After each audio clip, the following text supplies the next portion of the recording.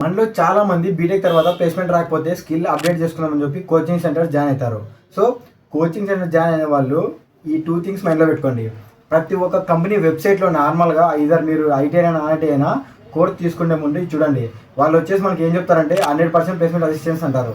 ఇక్కడ పప్పులో కాల్ ఏం వేస్తామంటే అది 100% ప్లేస్మెంట్ గ్యారెంటీ అనుకో మనం వెళ్తాము. వాళ్ళు మనకి ప్లేస్మెంట్ అసలు ప్రొవైడ్ చేయరు. వాళ్ళు పలానా కంపెనీలో ప్లేస్మెంట్ ఉన్నాయని చెప్పి 2% మాత్రమే చెప్తారు. సో ఇది ఫస్ట్ది.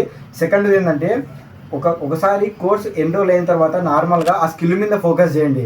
బయట ఓపెనింగ్స్ ఉన్నాయా లేవా ఇలాంటి దాని మీద ఫోకస్ చేయకుండా. ఎందుకంటే testing, Java full stack, Python full stack, data analyst ఇలాంటి రోజు నుంచి మామూలుగా ఫ్రెషర్స్కి ఓపెనింగ్స్ పడుతుంటాయి, లైక్ టర్మ్ వైజ్ టర్మ్.